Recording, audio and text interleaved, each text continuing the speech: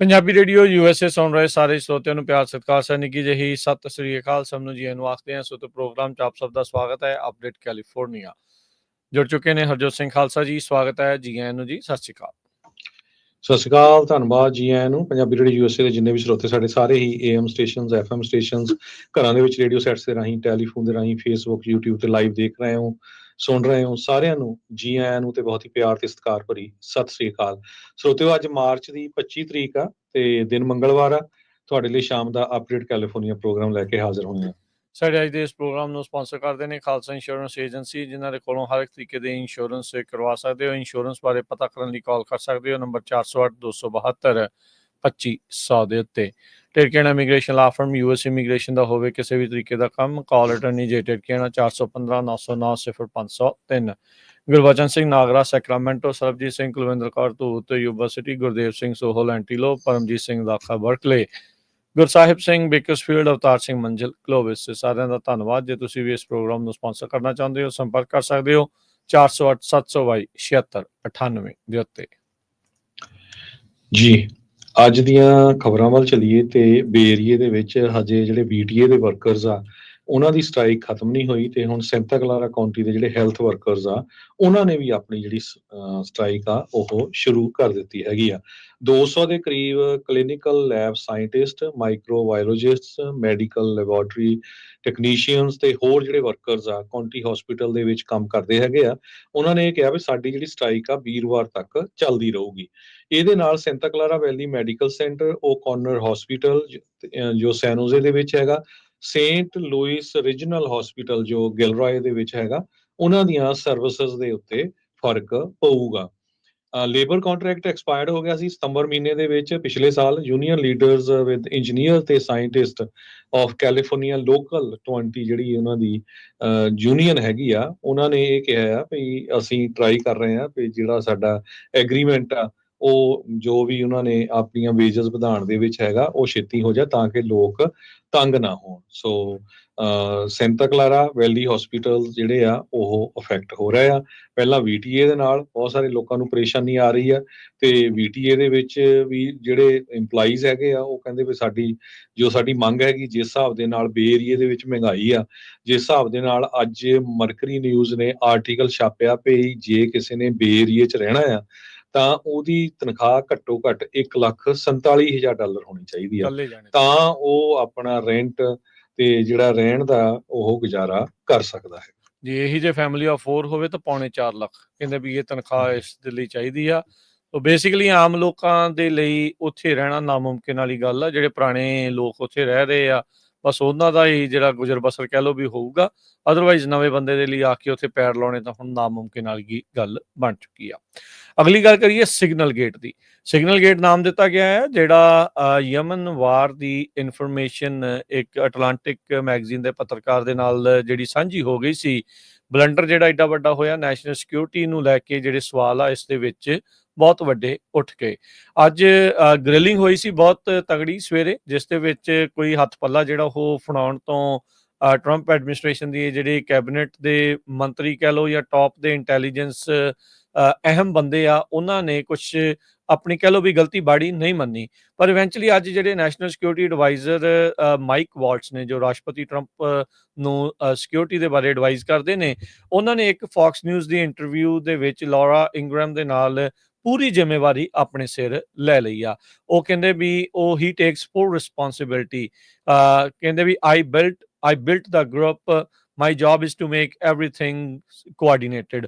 ਸੋ ਇਹ ਜਿਹੜਾ ਮਾਈਕ ਵਾਲਟਸ ਦਾ ਜਿਹੜਾ ਉਹ ਜਵਾਬ ਆਇਆ ਆ। ਪਰ ਇਸ ਸਾਰੀ ਚੀਜ਼ ਦੇ ਬਾਵਜੂਦ ਰਾਸ਼ਟਰਪਤੀ ਟਰੰਪ ਆਪਣੇ ਜਿਹੜੇ ਸਾਥੀ ਮਾਈਕ ਵਾਲਟਸ ਆ, ਨੈਸ਼ਨਲ ਸਿਕਿਉਰਿਟੀ ਐਡਵਾਈਜ਼ਰ ਆ, ਉਹਨਾਂ ਦੇ ਨਾਲ ਖੜੇ ਆ। ਉਹਨਾਂ ਨੇ ਕਿਹਾ ਵੀ ਇੱਕ ਛੋਟੀ ਜੀ ਗਲਤੀ ਜਿਹੜੀ ਹੋਈ ਹੈ, ਕੋਈ ਐਡੀ ਵੱਡੀ ਜਿਹੜੀ ਖਾਸ ਗੱਲ ਇਸ ਦੇ ਵਿੱਚ ਨਹੀਂ ਹੋਈ ਹੈਗੀ। ਅਟਲਾਂਟਿਕ ਦੇ ਜਿਹੜੇ ਐਡੀਟਰ ਇਨ ਚੀਫ ਜੈਫਰੀ ਗੋਲਡਬਰਗ ਨੇ ਕੱਲ ਇਹ ਇੱਕ ਵੱਡਾ ਜਿਹੜਾ ਖੁਲਾਸਾ ਕੀਤਾ ਸੀ ਵੀ ਸਿਗਨਲ ਗਰੁੱਪ ਦੇ ਜ਼ਰੀਏ ਉਹਨਾਂ ਨੂੰ ਇਹ ਜਿਹੜੀ ਯਮਨ ਦੇ ਵਿੱਚ ਜੋ ਏਅਰ ਸਟ੍ਰਾਈਕਸ ਹੋਣੀਆਂ ਆ ਤੇ ਉਹਦੇ ਬਾਰੇ ਜਿਹੜਾ ਪਤਾ ਲੱਗਾ ਸੀ। ਤੇ ਇਸ ਦੇ ਵਿੱਚ ਸਭ ਤੋਂ ਵੱਡੀ ਜਿਹੜੀ ਗੱਲ ਨਾਲ ਇਹ ਵੀ ਨਹੀਂ ਸੀਗੀ ਵੀ ਜੋ ਯੂਰਪ ਦੇ ਬਾਰੇ ਜਿਹੜੇ ਉਹ ਸੋਚਦੇ ਆ, ਜਿੱਦਾਂ ਦੇ ਬਿਆਨ ਉਹਨਾਂ ਦੇ ਕੈਬਨਿਟ ਮੰਤਰੀਆਂ ਦੇ, ਉਪ ਰਾਸ਼ਟਰਪਤੀ ਦੇ ਜਿਹੜੇ ਉਸ ਦੇ ਵਿੱਚ ਆਏ ਹੈਗੇ ਆ। ਰਾਸ਼ਟਰਪਤੀ ਟਰੰਪ ਨੇ ਹੁਣ ਇਹ ਕਿਹਾ ਹੈਗਾ ਆ, ਉਹਨਾਂ ਨੇ ਵੀ NBC ਨਿਊਜ਼ ਦੇ ਨਾਲ ਇੰਟਰਵਿਊ ਕਰਦੇ ਹੋਏ ਪ੍ਰੈਜ਼ੀਡੈਂਟ ਟਰੰਪ ਨੇ ਕਿਹਾ ਆ ਵੀ ਉਹ ਕਹਿੰਦੇ ਵੀ ਸਟੈਂਡ ਬਾਏ ਕਰਦੇ ਨੇ ਨੈਸ਼ਨਲ ਸਿਕਿਉਰਿਟੀ ਐਡਵਾਈਜ਼ਰ ਮਾਈਕ ਵਾਲਟਸ ਦੇ ਨਾਲ, ਜਿਨ੍ਹਾਂ ਨੇ ਪੂਰੀ ਜ਼ਿੰਮੇਵਾਰੀ ਆਪਣੇ ਸਿਰ ਇਸ ਪੂਰੇ ਸਿਗਨਲ ਗੇਟ ਦੀ ਲਈ ਹੈਗੀ ਆ। ਤੇ ਨਾਲ ਹੀ ਉਹਨਾਂ ਨੇ ਕਿਹਾ ਵੀ ਹੁਣ ਉਹਨਾਂ ਦੇ ਓਵਲ ਆਫਿਸ ਦੇ ਜਿਹੜੇ ਕਰਮਚਾਰੀ ਆ, ਉਹਨਾਂ ਦੇ ਕੈਬਨਿਟ ਮੰਤਰੀ ਆ ਜਾਂ ਟਰੰਪ ਐਡਮਿਨਿਸਟ੍ਰੇਸ਼ਨ ਦੇ ਵਿੱਚ ਹੁਣ ਸਿਗਨਲ ਐਪ ਦੀ ਵਰਤੋਂ ਨਹੀਂ ਕਰਨਗੇ। ਅੱਜ ਇਸ ਚੀਜ਼ ਦਾ ਵੀ ਜਿਹੜਾ ਖੁਲਾਸਾ ਹਰਜੋਤ ਸਿੰਘ ਜੀ ਨਾਲ ਹੋ ਰਿਹਾ ਸੀਗਾ ਵੀ ਕਿਸ ਤਰੀਕੇ ਦੇ ਨਾਲ ਸਿਗਨਲ ਐਪ ਮੈਸੇਂਜਰ, ਜਿਸ ਦੇ ਵਿੱਚ ਲੋਕ ਇੱਕ ਦੂਜੇ ਦੇ ਨਾਲ ਮੈਸੇਜ ਸ਼ੇਅਰ ਕਰਦੇ ਆ, ਵੀ ਉਸ ਉੱਤੇ ਰਸ਼ੀਅਨ ਹੈਕਰਸ ਨੇ ਬੜੀ ਕੋਸ਼ਿਸ਼ ਕੀਤੀ ਆ ਬਾਰ-ਬਾਰ ਜਿਹੜੇ ਮੈਸੇजेस ਆ ਉਹਨਾਂ ਨੂੰ ਡਿਕ੍ਰਿਪਟ ਜਿਹੜੀ ਆ ਉਹ ਕਰਕੇ। ਸੋ ਹੁਣ ਇਹਦੇ ਵਿੱਚ ਜਾਣਨ ਵਾਲੀ ਗੱਲ ਇਹ ਰਹੇਗੀ, ਵੱਡੀ ਜਿਹੜੀ ਗੱਲ ਇਹ ਰਹੇਗੀ ਵੀ ਕੀ ਕਿਸੇ ਹੋਰ ਮੈਸੇजेस ਜਾਂ ਹੋਰ ਕੋਈ ਕੌਨਫੀਡੈਂਸ਼ੀਅਲ ਇਨਫੋਰਮੇਸ਼ਨ ਸਿਗਨਲ ਐਪ ਦੇ ਜ਼ਰੀਏ ਤੇ ਨਹੀਂ ਜਿਹੜੀ ਸਾਂਝੀ ਕੀਤੀ ਜਾ ਰਹੀ ਸੀਗੀ। ਸੋ ਇਹ ਇਸ ਟਾਈਮ ਮਾਈਕ ਵਾਲਟਸ ਦਾ ਜਿਹੜਾ ਨਾਮ ਆ ਉਹ ਆ ਰਿਹਾ ਆ, ਉਹਨਾਂ ਨੇ ਆਪਣੇ ਸਿਰ ਜਿਹੜੀ ਇਹ ਸਾਰੀ ਜ਼ਿੰਮੇਵਾਰੀ ਲੈ ਲਈ ਆ। ਅਗਲੀ ਖਬਰ ਗ੍ਰੀਨਲੈਂਡ ਤੋਂ ਆ ਰਹੀ ਹੈ। ਗ੍ਰੀਨਲੈਂਡ ਦੇ ਵਿੱਚ JD ਵੈਂਸ ਉਹਨਾਂ ਦੀ ਵਾਈਫ ਊਸ਼ਾ ਵੈਂਸ ਪਹੁੰਚੀ ਹੋਈ ਹੈਗੀ ਆ ਤੇ ਉਸ ਨੂੰ ਲੈ ਕੇ ਗ੍ਰੀਨਲੈਂਡ ਦੇ ਜਿਹੜੇ ਲੋਕ ਆ ਉਹ ਕਾਫੀ ਅਪਸੈਟ ਆ। ਉਹ ਕਹਿੰਦੇ ਵੀ ਜੇ ਤੁਸੀਂ ਉਹਦੇ ਨਾਲ ਫੋਟੋ ਖਿਚਾਓਗੇ ਇਹਦਾ ਮਤਲਬ ਇਹ ਆ ਵੀ ਤੁਸੀਂ ਅਮਰੀਕਾ ਦਾ ਸਾਥ ਦੇ ਰਹੇ ਹੋ। ਗ੍ਰੀਨਲੈਂਡ ਦੇ ਵਿੱਚ ਇੱਕ ਬੰਦੇ ਨੇ ਐਂਟੀ ਮੈਗਾ ਜਿਹੜੀ ਟੋਪੀ ਆ, ਹੈਟ ਆ, ਉਹ ਬਣਾ ਲਈ ਤਾਂ ਉਹ ਇੰਨੀ ਵਾਇਰਲ ਹੋ ਰਹੀ ਆ, ਹਰ ਕੋਈ ਬੰਦਾ ਜਿਹੜਾ ਗ੍ਰੀਨਲੈਂਡ 'ਚ ਰਹਿਣ ਵਾਲਾ ਉਸ ਨੂੰ ਜਿਹੜਾ ਪਾ ਰਿਹਾ ਹੈਗਾ। ਉਹਨਾਂ ਨੇ ਮੇਕ ਅਮਰੀਕਾ ਗੋ ਅਵੇ ਇਹ ਉਹ ਜਿਹੜੀ ਟੋਪੀ ਆ, ਜਿਹੜੀ ਹੈਟ ਆ, ਉਹਦੇ ਉੱਤੇ ਰੱਖਿਆ ਆ। ਜਦੋਂ ਊਸ਼ਾ ਵੈਂਸ ਉੱਥੇ ਪਹੁੰਚੀ ਤੇ ਉਹ ਤੋਂ ਬਾਅਦ ਹੁਣ ਅਮਰੀਕਾ ਦੇ ਜਿਹੜੇ ਮਾਈਕ ਵਾਲਟਸ ਸਿਕਿਉਰਿਟੀ ਐਡਵਾਈਜ਼ਰ ਆ, ਨੈਸ਼ਨਲ ਸਿਕਿਉਰਿਟੀ ਐਡਵਾਈਜ਼ਰ, ਉਹ ਵੀ ਉੱਥੇ ਪਹੁੰਚ ਰਹੇ ਹੈਗੇ ਆ। ਉਹਦੇ ਨਾਲ ਗ੍ਰੀਨਲੈਂਡ ਦੇ ਲੋਕ ਕਾਫੀ ਔਖੇ ਆ ਵੀ ਇਹਨਾਂ ਦਾ ਹੁਣ ਇੱਥੇ ਕੀ ਕੰਮ ਹੈਗਾ। ਤੇ ਇਕੱਲੇ ਇਹ ਨਹੀਂ, ਉਹ ਤੋਂ ਬਾਅਦ US energy secretary Chris Wright ਵੀ ਉੱਥੇ ਪਹੁੰਚ ਰਹੇ ਹੈਗੇ ਆ। ਇੱਕ ਰੇਮਰ ਜੌਨਸਨ ਕਰਕੇ ਹੈਗਾ ਬੰਦਾ, ਉਹਨਾਂ ਨੇ ਇਹ ਕਿਹਾ ਵੀ ਜਿਹੜੇ ਲੋਕ ਸੈਲਫੀ ਲਊਗੇ ਉਹ ਇੱਕ ਤਰ੍ਹਾਂ ਨਾਲ ਸਾਡੇ ਮੁਲਕ ਦੇ ਗਦਾਰ ਹੋਊਗੇ, ਇੱਥੇ ਤੱਕ ਉਹਨਾਂ ਨੇ ਇਹ ਕਹਿ ਦਿੱਤਾ ਹੈਗਾ। ਸੋ ਹੁਣ JD ਵੈਂਸ ਵੀ ਉੱਥੇ ਪਹੁੰਚ ਰਹੇ ਹੈਗੇ ਆ। ਉਪ ਰਾਸ਼ਟਰਪਤੀ ਵੀ ਹੁਣ ਆਪਣੀ ਘਰ ਵਾਲੀ ਨੂੰ ਬਚਾਉਣ ਲਈ ਤਾਂ ਜਾਣਾ ਹੀ ਉਹ ਪੈਣਾ। ਕਹਿੰਦੇ ਵੀ ਅਸੀਂ ਦੇਖ ਰਹੇ ਹਾਂ ਵੀ ਕਿਸ ਤਰ੍ਹਾਂ ਆਪਾਂ ਗ੍ਰੀਨਲੈਂਡ ਨੂੰ ਬਚਾ ਸਕਦੇ ਹਾਂ ਕਿਸੇ ਅਟੈਕ ਤੋਂ। ਤੇ ਗ੍ਰੀਨਲੈਂਡ ਵਾਲੇ ਕਹਿੰਦੇ ਵੀ ਸਾਨੂੰ ਕੋਈ ਫਰਕ ਨਹੀਂ ਹੈ ਵੀ ਤੁਸੀਂ ਆਰਾਮ ਨਾਲ ਆਪਣੇ ਘਰ ਰਹੋ। ਸੋ ਇਹ ਜਿੱਦਾਂ ਦੇ ਜਿਹੜੇ ਕਮੈਂਟ ਉੱਥੇ ਪੈ ਰਹੇ ਹੈਗੇ ਆ, ਉੱਥੇ ਦੇ ਲੋਕਾਂ ਨੇ ਉਹ ਕਾਫੀ ਜ਼ਿਆਦਾ ਜਿਹੜੀ ਯੂਨਿਟੀ ਦਿਖਾਈ ਹੈਗੀ ਆ। ਉੱਥੇ ਦੇ ਸਾਬਕਾ ਜਿਹੜੇ ਪ੍ਰਾਈਮ ਮਿਨਿਸਟਰ ਹੈਗੇ ਆ, ਉਹਨਾਂ ਨੇ ਵੀ ਜਿਹੜੇ ਬਿਆਨ ਲਿਖੇ ਆ ਵੀ ਨਹੀਂ, ਇਹ ਜੋ ਅਮਰੀਕਨ ਇਲੈਕਟਡ ਲੀਡਰ ਜਾਂ ਉਹਨਾਂ ਦੇ ਫੈਮਿਲੀ ਮੈਂਬਰਸ ਆ ਰਹੇ ਆ, ਉਹਨਾਂ ਨੂੰ ਇਸ ਟਾਈਮ ਦੇ ਉੱਤੇ ਜਿਹੜੇ ਆਊਟਗੋਇੰਗ ਪ੍ਰਾਈਮ ਮਿਨਿਸਟਰ ਮਿਊਟ ਐਗਡੇ ਹੈਗੇ ਆ, ਉਹਨਾਂ ਨੇ ਇਹ ਕਿਹਾ ਵੀ ਇਹ ਹਾਈਲੀ ਅਗਰੈਸਿਵ ਆ ਜੇ ਉਹਨਾਂ ਦੀ ਇੱਥੇ ਵਿਜ਼ਿਟ ਆ ਰਹੀ ਆ। ਵੀ ਵਾਲਜ਼ ਵਰਗਾ ਜਿਹੜਾ ਬੰਦਾ ਆ ਉਹ ਨਾਰਡਿਕ ਰੀਜਨ 'ਚ ਆ ਰਿਹਾ। ਸੋ ਕਾਫੀ ਜ਼ਿਆਦਾ ਵਿਰੋਧ ਗ੍ਰੀਨਲੈਂਡ 'ਚ ਹੋ ਰਿਹਾ ਹੈ ਜੀ। ਸੋ ਹਰਜੋਤ ਸਿੰਘ ਜੀ, ਹੋਰ ਕੁਝ ਹੋਵੇ ਨਾ ਹੋਵੇ, ਟਰੰਪ ਹੁਣਾਂ ਨੇ ਬਹੁਤ ਸਾਰੇ ਮੁਲਕਾਂ ਦੇ ਲੋਕਾਂ ਦੇ ਵਿੱਚ ਰਾਸ਼ਟਰਵਾਦ ਜਿਹੜਾ ਉਹ ਜ਼ਰੂਰ ਜਗਾ ਦਿੱਤਾ ਆ। ਆਪਣੇ ਗਵਾਂਢੀ ਜਿਹੜੇ ਮੁਲਕ ਆ ਦੋਨਾਂ 'ਚ ਹੀ, ਕੈਨੇਡਾ ਤੇ ਮੈਕਸੀਕੋ ਦੇ ਵਿੱਚ ਵੀ, ਤੇ ਹੁਣ ਗ੍ਰੀਨਲੈਂਡ ਵਾਲੇ ਵੀ ਇਸ ਤਰੀਕੇ ਦੇ ਨਾਲ ਆ। ਪੈਨਾਮਾ ਦੀ ਕਨਾਲ ਨੂੰ ਵੀ ਕਾਬੂ ਕਰਨ ਨੂੰ ਲੈ ਕੇ ਮੈਨੂੰ ਲੱਗਦਾ ਉੱਥੇ ਵੀ ਕੋਈ ਨਾ ਕੋਈ ਅਸਰ ਜਿਹੜਾ ਆ ਉਹ ਜ਼ਰੂਰ ਪਿਆ ਹੋਊਗਾ। ਸੋ ਇਹ ਜੋ ਲੱਛਣ ਚੱਲ ਰਹੇ ਆ, ਅਮਰੀਕੀਆਂ ਨੂੰ ਜਿਹੜਾ ਹੁਣ ਧਿਆਨ ਦੇ ਨਾਲ ਹੀ ਬਾਹਰ ਜਾਣਾ ਚਾਹੀਦਾ ਆ, ਦੇਖ ਕੇ ਵੀ ਪਤਾ ਨਹੀਂ ਵੀ ਉੱਥੇ ਤੁਹਾਡਾ ਕਿੱਦਾਂ ਦਾ ਜਿਹੜਾ ਉੱਥੇ ਸਵਾਗਤ ਆ ਉਹ ਘਰ ਜਿਹੜਾ ਉਹ ਦੇਣ। ਅਗਲੀ ਜਿਹੜੀ ਹਰਜੋਤ ਸਿੰਘ ਦੀ ਗੱਲ ਕਰਦੇ ਜਾਈਏ, ਇੱਕ US ਦਾ ਸਿਟੀਜ਼ਨ ਮੈਥ ਨੂੰ ਸਮਗਲ ਕਰਨ ਦੇ ਕਥਿਤ ਮਾਮਲੇ ਵਿੱਚ ਮੈਕਸੀਕੋ ਤੋਂ ਜੋ ਇੱਧਰ ਨੂੰ ਦਾਖਲ ਹੋ ਰਿਹਾ ਸੀ, ਉਸ ਨੂੰ ਗ੍ਰਿਫਤਾਰ ਕੀਤਾ ਗਿਆ ਹੈਗਾ। 115 ਪਾਊਂਡ ਜਿਹੜੀ ਮੈਥ ਆ ਕੈਲੀਫੋਰਨੀਆ ਦੇ ਇੱਕ ਚੈੱਕ ਪੁਆਇੰਟ ਦੇ ਉੱਤੇ US ਬਾਰਡਰ ਪੈਟਰੋਲ ਨੇ ਜਿਹੜੀ ਉਹ ਜ਼ਬਤ ਕੀਤੀ ਹੈ ਤੇ ਨਾਲ ਇਸ ਬੰਦੇ ਨੂੰ ਗ੍ਰਿਫਤਾਰ ਕੀਤਾ ਹੈਗਾ ਆ। ਸੋ ਕਹਿੰਦੇ ਵੀ ਜਿਹੜੇ ਕੈਨਾਈਨਸ ਹੈਗੇ ਆ, ਉਹਨਾਂ ਦੀ ਟੀਮ ਨੇ ਅਲਰਟ ਕੀਤਾ ਏਜੰਟਸ ਨੂੰ ਵੀ ਇਸ ਵਹੀਕਲ ਦੇ ਵਿੱਚ ਕੋਈ ਨਸ਼ੀਲੇ ਪਦਾਰਥ ਹੋ ਸਕਦੇ ਆ, ਤੇ ਬਾਅਦ ਦੇ ਵਿੱਚ ਜਦ ਸੈਕੰਡਰੀ ਇੰਸਪੈਕਸ਼ਨ ਉਸਦੀ ਕੀਤੀ ਗਈ ਤਾਂ ਇਹ ਦੇਖਿਆ ਗਿਆ ਵੀ ਉਸ ਦੇ ਵਿੱਚ ਮੈਥ ਹੈਗੀ ਆ। ਇਹ ਵੀ ਵੈਸੇ ਹਰਜੋਤ ਸਿੰਘ ਜੀ ਕਮਾਲ ਦੀ ਗੱਲ ਆ, ਜਦ ਪਤਾ ਆ ਵੀ ਇਸ ਟਾਈਮ ਚੱਪੇ ਦੇ ਉੱਤੇ ਆਈਸ ਵਾਲੇ, CBP ਵਾਲੇ, ਬਾਰਡਰ ਪੈਟਰੋਲ ਵਾਲੇ ਨਾਕੇ ਲਾਈ ਬੈਠੇ ਆ, ਫਿਰ ਵੀ ਜਿਹੜੇ ਲੋਕ ਇਦਾਂ ਦੀਆਂ ਕਰਤੂਤਾਂ ਕਰਨੋਂ ਜਿਹੜੇ ਉਹ ਹਟਦੇ ਨਹੀਂ ਆ। ਅਲ ਸੈਂਟਰੋ ਸੈਕਟਰ ਦੇ ਵਿੱਚ ਬਾਰਡਰ ਪੈਟਰੋਲ ਏਜੰਟਸ ਨੇ ਦੱਸਿਆ ਵੀ ਸੋਮਵਾਰ ਨੂੰ ਉਹਨਾਂ ਨੇ ਸਵੇਰੇ 11:50 ਦੇ ਉੱਤੇ ਹਾਈਵੇ 86 ਦੇ ਇੱਕ ਇਮੀਗ੍ਰੇਸ਼ਨ ਚੈੱਕ ਪੁਆਇੰਟ ਦੇ ਉੱਤੇ ਇਸ ਬੰਦੇ ਨੂੰ ਜਿਹੜੀ ਉਸ ਦੀ ਪਛਾਣ ਕੀਤੀ ਤੇ ਇਹਦੇ ਵਿੱਚ ਬਾਅਦ 'ਚ ਪਤਾ ਲੱਗਾ ਵੀ ਇਸ ਦੀ 115 ਪਾਉਂਡ ਮੈਥ ਇਹਦੇ ਕੋਲ ਆ। ਕਹਿੰਦੇ ਵੀ ਇਸ ਦੇ ਸਟਰੀਟ ਦੇ ਵਿੱਚ ਵੈਲਿਊ ਤਕਰੀਬਨ $1 ਲੱਖ ਜਿਹੜੀ ਆ ਉਹ ਦੱਸੀ ਜਾਂਦੀ ਆ। ਅਲ ਸੈਂਟਰੋ ਸੈਕਟਰ ਦੇ ਜਿਹੜੇ ਚੀਫ ਗ੍ਰੈਗਰੀ ਕੇ ਬਵੀਨੋ ਆ, ਉਹਨਾਂ ਨੇ ਕਿਹਾ ਵੀ ਸਾਡੇ ਜਿਹੜੇ ਚੈੱਕ ਪੁਆਇੰਟਸ ਆ ਇਹ ਓਪਨ ਨੇ ਬਿਜ਼ਨਸ ਦੇ ਲਈ। ਬਾਰਡਰ ਪੈਟਰੋਲ ਏਜੰਟਸ ਹੁਣ ਜ਼ਿਆਦਾ ਤੋਂ ਜ਼ਿਆਦਾ ਇਸ ਦੇ ਵਿੱਚ ਜਾਣਦੇ ਆ। ਜਿਹੜੇ ਕਾਰਟਲ ਦੇ ਟੈਰਰਿਸਟ ਆ ਉਹਨਾਂ ਨੂੰ ਅਸੀਂ ਲਗਾਤਾਰ ਇਸ ਦੇ ਜ਼ਰੀਏ ਜਿਹੜੀ ਫੜਨ ਦੀ ਕੋਸ਼ਿਸ਼ ਹੈ ਉਹ ਕਰ ਰਹੇ ਹਾਂ। ਕਹਿੰਦੇ ਵੀ ਇਸ ਡਰਾਈਵਰ ਨੂੰ ਟਰਾਂਸਪੋਰਟੇਸ਼ਨ ਆਫ ਕੰਟਰੋਲਡ ਸਬਸਟੈਂਸ ਜਿਹੜਾ ਆ ਉਸ ਮਾਮਲੇ ਦੇ ਵਿੱਚ ਹੁਣ ਚਾਰਜ ਕਰਕੇ ਹਿਰਾਸਤ ਦੇ ਵਿੱਚ ਰੱਖਿਆ ਗਿਆ ਹੈਗਾ। ਕੈਲੀਫੋਰਨੀਆ ਦੇ 6 ਯੂਨੀਵਰਸਿਟੀ ਤੇ ਜਿਹੜੇ ਕਾਲਜਸ ਆ ਮੋਸਟ ਬਿਊਟੀਫੁਲ ਕੈਂਪਸਸ ਇਨ ਯੂਐਸਏ ਦੀ ਜਿਹੜੀ ਲਿਸਟ ਆ 54 ਯੂਨੀਵਰਸਿਟੀ ਤੇ ਕਾਲਜਸ ਦੀ ਆਈ ਆ। ਉਹਨਾਂ ਦੇ ਵਿੱਚ 6 ਕੈਂਪਸਸ ਕੈਲੀਫੋਰਨੀਆ ਦੇ ਆਏ ਆ। ਕੈਲੀਫੋਰਨੀਆ ਇੰਸਟੀਚਿਊਟ ਆਫ ਟੈਕਨੋਲੋਜੀ ਪੈਸਾਡੀਨਾ ਚ ਜੋ 124 ਏਕੜ ਚ ਫੈਲੀ ਹੋਈ ਆ। 1891 ਚ ਇਹ ਫਾਊਂਡ ਕੀਤੀ ਗਈ ਸੀ। ਉਸ ਤੋਂ ਬਾਅਦ ਕਾਲਜ ਆਫ ਡੈਜ਼ਰਟ 1958 ਤੋਂ ਚੱਲ ਰਿਹਾ ਹੈਗਾ। ਸਟੈਨਫੋਰਡ ਯੂਨੀਵਰਸਿਟੀ 8180 ਏਕੜ ਦੇ ਵਿੱਚ ਫੈਲੀ ਹੋਈ ਹੈਗੀ ਆ। ਸੋ ਬਹੁਤ ਵੱਡਾ ਕੈਂਪਸ ਆ। UCLA ਤੇ ਇਸ ਤੋਂ ਬਿਨਾਂ university of San Diego, university of Southern California, ਇਹ ਸਾਰੀਆਂ ਜਿਹੜੀਆਂ ਯੂਨੀਵਰਸਿਟੀ ਤੇ ਕਾਲਜਸ ਆ ਟੌਪ ਦੇ ਜਿਹੜੇ 54 ਬਿਊਟੀਫੁਲ ਕੈਂਪਸਸ ਆ ਅਮਰੀਕਾ ਦੀਆਂ ਯੂਨੀਵਰਸਿਟੀ ਕਾਲਜਸ ਦੇ, ਉਹਨਾਂ ਦੇ ਵਿੱਚ ਕੈਲੀਫੋਰਨੀਆ ਵੱਲੋਂ ਨਾਮਜ਼ਦ ਕੀਤੇ ਗਏ ਹੈਗੇ ਆ ਜੀ। ਅਗਲੀ ਜਿਹੜੀ ਹਰਜੋਤ ਸਿੰਘ ਜੀ ਗੱਲ ਕਰਦੇ ਜਾਈਏ, ਕਹਿੰਦੇ ਵੀ ਇੱਕ ਦੂਸਰੀ ਔਰਤ ਦੀ ਮੌਤ ਹੋਈ ਆ ਕੈਲੀਫੋਰਨੀਆ ਦੀ ਪ੍ਰਿਜ਼ਨ ਦੇ ਵਿੱਚ ਜਦ ਉਹ ਓਵਰਨਾਈਟ ਵਿਜ਼ਿਟ ਦੇ ਲਈ ਉੱਥੇ ਗਈ ਸੀ। ਸਟੈਫਨੀ ਡੋਵਲਜ਼ ਕਹਿੰਦੇ ਵੀ ਆਪਣੇ ਘਰ ਵਾਲੇ ਨੂੰ ਵਿਜ਼ਿਟ ਕਰਨ ਦੇ ਲਈ ਉੱਥੇ ਗਈ ਸੀ, ਜੋ ਕਿ ਲਾਈਫ ਟਰਮ ਸਰਵ ਕਰ ਰਿਹਾ ਆ 4 ਜਣਿਆਂ ਦੇ ਕਤਲ ਦੇ ਮਾਮਲੇ ਦੇ ਵਿੱਚ। ਐਮਾਡੋਰ ਕਾਉਂਟੀ ਦੇ ਡਿਸਟ੍ਰਿਕਟ ਅਟਾਰਨੀ ਨੇ ਇਸ ਬਾਰੇ ਜਾਣਕਾਰੀ ਦਿੱਤੀ ਆ। 62 ਸਾਲਾਂ ਦੀ ਸੀਗੀ ਸਟੈਫਨੀ ਡੀਐਨ ਡੋਵਲਜ਼ ਤੇ ਕਹਿੰਦੇ ਵੀ ਉਸ ਦੀ ਨਵੰਬਰ ਦੇ ਵਿੱਚ ਮੌਤ ਹੋਈ ਸੀ। ਕਹਿੰਦੇ ਵੀ ਇਹ ਹੁਣ ਦੂਸਰੀ ਪਰਸਨ ਬਣੀ ਆ ਇਸ ਸਾਲ ਦੇ ਵਿੱਚ ਜਿਹੜੀ ਮਿਊਲ ਕ੍ਰੀਕ ਸਟੇਟ ਪ੍ਰਿਜ਼ਨ ਆ ਉਸ ਦੇ ਵਿੱਚ ਇਸ ਤਰੀਕੇ ਦੇ ਨਾਲ ਗਲਾ ਘੁੱਟ ਕੇ ਬੇਸਿਕਲੀ ਸਾਹ ਘੁੱਟ ਕੇ ਜਿਹੜੇ ਮਾਰਨ ਦੇ ਕਰਕੇ। ਇੱਕ ਹੋਰ ਵਿਕਟਮ ਤਾਨੀਆ ਥਾਮਸ 47 ਸਾਲਾਂ ਦੀ, ਉਹ ਵੀ ਇੱਕ ਫੈਮਿਲੀ ਵਿਜ਼ਿਟ ਦੇ ਦੌਰਾਨ ਉਸ ਦੀ ਇਸੇ ਤਰੀਕੇ ਦੇ ਨਾਲ ਮੌਤ ਹੋਈ ਸੀ। ਐਮਾਡੋਰ ਕਾਉਂਟੀ ਦੇ ਜਿਹੜੇ ਡਿਸਟ੍ਰਿਕਟ ਅਟਾਰਨੀ ਟੌਡ ਰੀਬੀ, ਉਹਨਾਂ ਨੇ ਇੱਕ ਇੰਟਰਵਿਊ ਦੇ ਵਿੱਚ ਅੱਜ ਇਸ ਬਾਰੇ ਜਿਹੜਾ ਉਹ ਖੁਲਾਸਾ ਕੀਤਾ ਹੈਗਾ ਆ। ਸੋ ਕਹਿੰਦੇ ਵੀ ਜਿਹੜਾ ਬੰਦਾ ਵਿਜ਼ਿਟ ਕਰ ਰਿਹਾ ਸੀ ਉਸ ਨੂੰ ਹੁਣ ਜਿਸ ਬੰਦੇ ਨੂੰ ਇਹ ਵਿਜ਼ਿਟ ਕਰ ਰਹੀ ਸੀ ਬੇਸਿਕਲੀ ਉਸ ਨੂੰ ਇਹਦੇ ਮਰਡਰ ਦੇ ਚਾਰਜ ਦੇ ਵਿੱਚ ਚਾਰਜ ਜਿਹੜਾ ਆ ਉਹ ਕਰ ਦਿੱਤਾ ਗਿਆ ਹੈਗਾ ਆ। ਸੋ 1990 ਦੇ ਦਹਾਕੇ ਦੇ ਵਿੱਚ ਡੇਵਿਡ ਬ੍ਰਿੰਸਨ ਜਿਹੜਾ ਇਹਦਾ ਘਰ ਵਾਲਾ 54 ਸਾਲਾਂ ਦਾ, ਉਸ ਦੇ ਉੱਤੇ 4 ਬੰਦਿਆਂ ਨੂੰ ਰੋਬਰੀ ਦੇ ਦੌਰਾਨ ਮਾਰਨ ਦੇ ਜਿਹੜੇ ਉਹ ਦੋਸ਼ ਸੀਗੇ। 4 consecutive life terms without possibility of parole ਦੀ ਸਜ਼ਾ ਆ ਉਹ ਇਸ ਟਾਈਮ ਉੱਥੇ ਭੁਗਤ ਰਿਹਾ ਸੀ। ਕਹਿੰਦੇ ਵੀ ਕੈਲੀਫੋਰਨੀਆ ਦੇ ਵਿੱਚ ਜਿਹੜੇ ਰਿਪਬਲਿਕਨਸ ਆ ਉਹ ਹੁਣ ਆਪਣੀ ਅੱਖ ਨਜ਼ਰ ਜਿਹੜੀ ਆ ਰੱਖ ਰਹੇ ਹੈਗੇ ਆ ਵੀ ਕੈਲੀਫੋਰਨੀਆ ਨੂੰ ਅਸੀਂ ਓਵਰਟਰਨ ਕਰ ਸਕਦੇ ਹੈਗੇ ਆ, ਕਿਉਂਕਿ ਵੋਟਰਸ ਦੇ ਵਿੱਚ ਹਜੇ ਵੀ ਬਹੁਤ ਜ਼ਿਆਦਾ ਫਰਸਟ੍ਰੇਸ਼ਨ ਹੈਗੀ ਆ ਕ੍ਰਾਈਮ ਨੂੰ ਲੈ ਕੇ, ਰਹਿਣ ਲਈ ਜਗ੍ਹਾ ਤੇ ਜੋ ਆਪਾਂ ਆਲੇ ਦੁਆਲੇ ਹੋਮਲੈਸਨੈਸ ਦੇਖਦੇ ਹੈਗੇ ਉਹਨੂੰ ਲੈ ਕੇ। ਰੀਸੈਂਟਲੀ ਇੱਕ ਪੋਲ ਹੋਏ ਹੈਗੇ ਆ, ਉਸ ਪੋਲ ਜੋ ਮੈਡੀਸਨ ਮੈਕਿਊਨ ਇਹ ਪੋਲਸਟਰ ਆ, ਨੈਸ਼ਨਲ ਪੋਲਸਟਰ, ਉਹਨਾਂ ਨੇ ਇਹ ਮੀਡੀਆ ਫਰਮ ਆ ਪੋਲ ਕੀਤੇ। ਕਹਿੰਦੇ ਵੀ ਜੇ 2026 ਦੇ ਵਿੱਚ ਰਿਪਬਲਿਕਨ ਗਵਰਨਰ ਨੂੰ 48% ਵੋਟਾਂ ਪੈ ਸਕਦੀਆਂ, ਸੋ ਥੋੜਾ ਹੀ ਫਰਕ ਆ।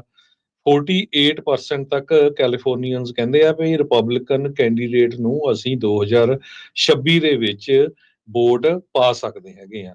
ਸੋ ਇਹ ਰਿਪਬਲਿਕਨਸ ਦੇ ਲਈ ਕਾਫੀ ਜ਼ਿਆਦਾ ਓਪਰਚੁਨਿਟੀ ਆ। ਡੈਮੋਕ੍ਰੇਟਸ ਦੇ ਕੋਲ ਬਹੁਤ ਲੰਮਾ ਸਮਾਂ ਜੋ ਸਟੇਟ ਰਹੀ ਹੈਗੀ ਆ, ਲਾਸਟ ਟਾਈਮ ਜਿਹੜੇ ਇੱਥੇ ਦੇ ਗਵਰਨਰ ਸੀਗੇ ਆਰਨੋਲਡ, ਉਹਨਾਂ ਤੋਂ ਬਾਅਦ ਡੈਮੋਕ੍ਰੇਟ ਹੀ ਰਹੇ ਆ। ਤੇ ਜੋ ਮੈਂ ਤੁਹਾਨੂੰ 3 ਚੀਜ਼ਾਂ ਦੱਸੀਆਂ ਉਹਨੂੰ ਲੈ ਕੇ ਲੋਕ ਅਪਸੈਟ ਬਹੁਤ ਹੈਗੇ ਆ। ਹਾਲਾਂਕਿ ਕਹਿੰਦੇ ਕਾਫੀ ਔਖਾ ਕੰਮ ਆ ਰਿਪਬਲਿਕਨਸ ਲਈ, ਪਰ ਜੇ ਪੋਲ ਦੇਖਿਆ ਜਾਵੇ ਜਾਂ ਜਿਹੜੀਆਂ ਪਿਛਲੀ ਇਲੈਕਸ਼ਨ ਦੇ ਵਿੱਚ ਟਰੰਪ ਹੋਣਾ ਨੂੰ ਰਿਪਬਲਿਕਨ ਪਾਰਟੀ ਨੂੰ ਕੈਲੀਫੋਰਨੀਆ 'ਚ ਵੋਟਾਂ ਪਈਆਂ, ਸੋ ਰਿਪਬਲਿਕਨ ਪਾਰਟੀ ਵੱਲ ਨੂੰ ਲੋਕਾਂ ਦਾ ਜਿਹੜਾ ਝੁਕਾਅ ਆ ਉਹ ਵੱਧਦਾ ਜਾ ਰਿਹਾ ਹੈ ਜੀ। ਰਾਸ਼ਟਰਪਤੀ ਟਰੰਪ ਨੇ ਅੱਜ ਇੱਕ ਹੋਰ ਐਗਜ਼ੈਕਟਿਵ ਆਰਡਰ ਸਾਈਨ ਕੀਤਾ ਜਿਸ ਦੇ ਵਿੱਚ ਫੈਡਰਲ ਇਲੈਕਸ਼ਨ 'ਚ ਪ੍ਰੂਵ ਆਫ ਸਿਟੀਜ਼ਨਸ਼ਿਪ ਉਹ ਰਿਕਵਾਇਰ ਹੋਊਗਾ ਵੋਟ ਨੂੰ ਰਜਿਸਟਰ ਕਰਨ ਤੋਂ ਪਹਿਲਾਂ। ਇਲੈਕਸ਼ਨ ਐਕਸਪਰਟਸ ਨੇ ਕਿਹਾ ਵੀ ਇਹ ਜਿਹੜੇ ਟਰੰਪ ਹੁਣੀ ਇਹ ਪਾਵਰ ਕਲੇਮ ਕਰ ਰਹੇ ਆ ਇਹ ਇਹਨਾਂ ਦੇ ਕੋਲ ਹੈ ਨਹੀਂ। ਇਸ ਦੇ ਉੱਤੇ ਆਲਰੇਡੀ ਬਹੁਤ ਸਾਰੇ ਜਿਹੜੇ ਲਾਸੂਟਸ ਹੋ ਚੁੱਕੇ ਆ ਤੇ ਇਹ ਲੱਗਦਾ ਨਹੀਂ ਵੀ ਇਸ ਦੇ ਨਾਲ ਇਸ ਦੇ ਵਿੱਚ ਚੇਂਜਸ ਜਿਹੜੇ ਆ ਉਹ ਲਿਆ ਸਕਣਗੇ। 2016-2020 ਦੀਆਂ ਜਿਹੜੀਆਂ ਪ੍ਰੈਜ਼ੀਡੈਂਸ਼ੀਅਲ ਇਲੈਕਸ਼ਨ ਦੇ ਨਤੀਜਿਆਂ ਨੂੰ ਲੈ ਕੇ, ਖਾਸ ਕਰਕੇ 20 ਦੇ ਨਤੀਜਿਆਂ 'ਚ ਜਿਸ 'ਚ ਹਾਰੇ ਸੀਗੇ, ਉਸ ਨੂੰ ਲੈ ਕੇ ਕਹਿੰਦੇ ਆ ਵੀ ਉਹਦੇ ਵਿੱਚ ਬਹੁਤ ਜ਼ਿਆਦਾ ਫਰਾਡ ਹੋਇਆ ਸੀ। ਸੋ ਕਹਿੰਦੇ ਵੀ ਅਸੀਂ ਆਪਣੀਆਂ ਜਿਹੜੀਆਂ ਇਲੈਕਸ਼ਨਸ ਆ, ਫੈਡਰਲ ਇਲੈਕਸ਼ਨਸ ਆ, ਉਹਨਾਂ ਨੂੰ ਪ੍ਰੀਜ਼ਰਵ ਕਰਨ ਖਾਤਰ, ਉਹਨਾਂ ਨੂੰ ਬਚਾਉਣ ਖਾਤਰ ਇਹ ਜਿਹੜਾ ਐਗਜ਼ੈਕਟਿਵ ਆਰਡਰ ਜਿਹੜਾ ਆ ਉਹ ਕੀਤਾ ਆ। ਬਹੁਤ ਸਾਰੀਆਂ ਜਿਹੜੀਆਂ ਰਿਪਬਲਿਕਨ ਸਟੇਟਸ ਆ ਉਹ ਪਿਛਲੇ ਕਈ ਦਹਾਕਿਆਂ ਤੋਂ ਇਹ ਕੋਸ਼ਿਸ਼ ਲਗਾਤਾਰ ਕਰ ਰਹੀਆਂ ਆ ਵੀ ਜਿਹੜੀ ਆਇਡੈਂਟੀਫਿਕੇਸ਼ਨ ਆ ਵੋਟ ਪਾਉਣ ਦੇ ਲਈ ਉਹ ਹੋਣੀ ਜ਼ਰੂਰੀ ਆ। ਯੂਐਸ ਦਾ ਜਿਹੜਾ ਸੰਵਿਧਾਨ ਆ ਉਹ ਡੈਜ਼ਿਗਨੇਟ ਕਰਦਾ ਆ ਵੀ ਜਿਹੜੀ ਪਾਵਰ ਆ ਰੈਗੂਲੇਟ ਕਰਨ ਦੇ ਲਈ ਵੀ ਜਿਹੜਾ ਟਾਈਮ, ਪਲੇਸ ਤੇ ਮੈਨਰ ਆ ਇਲੈਕਸ਼ਨਸ ਦਾ, ਉਹ ਸਟੇਟਸ ਦੇ ਕੋਲ ਜਿਹੜਾ ਹੋਵੇ। ਕਾਂਗਰਸ ਇਸ ਦੇ ਵਿੱਚ ਸਟੈਪ ਇਨ ਕਰ ਸਕਦੀ ਆ, ਓਵਰਰਾਈਡ ਕਰ ਸਕਦੀ ਆ, ਪਰ ਐਗਜ਼ੈਕਟਿਵ ਪਾਵਰ ਦੇ ਨਾਲ ਇਸ ਨੂੰ ਬਦਲਿਆ ਨਹੀਂ ਜਾ ਸਕਦਾ। ਵਿੰਡੀ ਵਾਈਜ਼ਰ ਵਾਈਸ ਪ੍ਰੈਜ਼ੀਡੈਂਟ ਫॉर ਡੈਮੋਕ੍ਰੇਸੀ ਹੈਗੇ ਨੇ, ਬਰਨਨ ਸੈਂਟਰ ਫॉर ਜਸਟਿਸ। ਉਹਨਾਂ ਨੇ ਕਿਹਾ ਵੀ ਇਹ ਜਿਹੜਾ ਐਗਜ਼ੈਕਟਿਵ ਆਰਡਰ ਆ ਟੋਟਲੀ ਅਨਲਾਫੁਲ ਹੈਗਾ ਆ।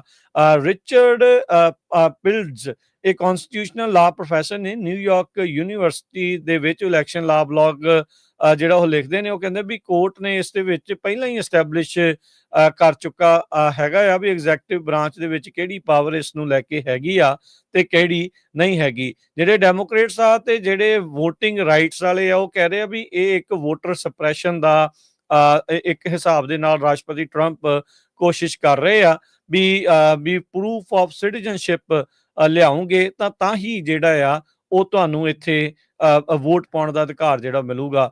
ਇਹ ਵੀ ਦੱਸ ਜਾਈਏ ਬਹੁਤ ਸਾਰੇ ਅਮਰੀਕੀ ਲੋਕ, ਖਾਸ ਕਰਕੇ ਜਿਹੜੇ ਗੋਰੇ ਆ, ਉਹਨਾਂ ਦੇ ਕਈਆਂ ਦੇ ਕੋਲ ਪਾਸਪੋਰਟ ਵੀ ਨਹੀਂ ਆ, ਨਾ ਉਹਨਾਂ ਨੇ ਕੋਈ ਬਰਥ ਸਰਟੀਫਿਕੇਟ ਬਣਾਇਆ ਆ, ਨਾ ਕੁਝ ਹੋਰ।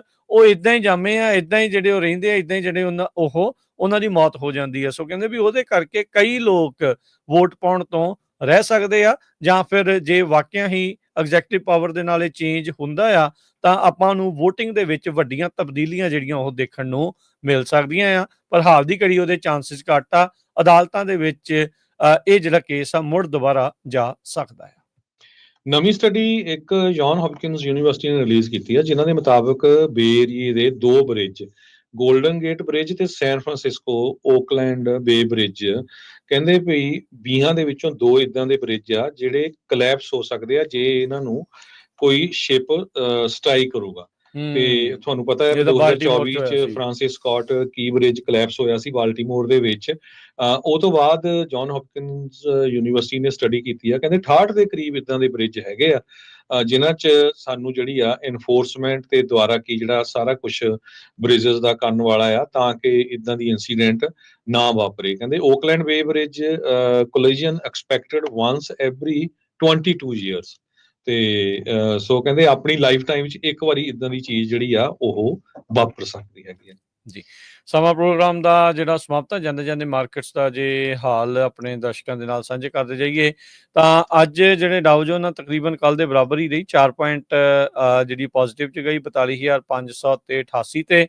S&P 9 ਪੁਆਇੰਟ ਵੱਧ ਕੇ 5700 ਤੇ 77 ਦੇ ਉੱਤੇ। ਨੈਸਡੈਕ 83 ਪੁਆਇੰਟ ਵੱਧ ਕੇ 18,272 ਦੇ ਉੱਤੇ। ਸੋਨੇ ਦਾ ਭਾਅ $3,023 ਪ੍ਰਤੀ ਆਉਂਸ। ਕੱਚੇ ਤੇਲ ਦੀ ਕੀਮਤ $69 ਪ੍ਰਤੀ ਬੈਰਲ ਰਹੀ। 10 year yield 4.33%।